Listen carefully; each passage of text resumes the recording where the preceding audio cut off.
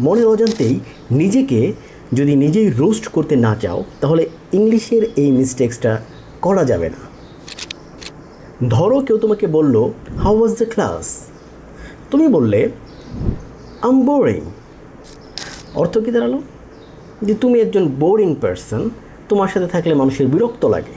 কিন্তু তুমি তো বলতে চেয়েছিলে যে তোমার ক্লাসটি বিরক্ত লেগেছে, তুমি বিরক্ত হয়ে গেছো। তাহলে কীভাবে বলতে হবে এটা? বলতে হবে, আই এম বোর্ড। বোরিং মানে হচ্ছে যে বোর্ডম তৈরি করে, বোর্ড মানে হচ্ছে ইউ ফিল বোর্ডম।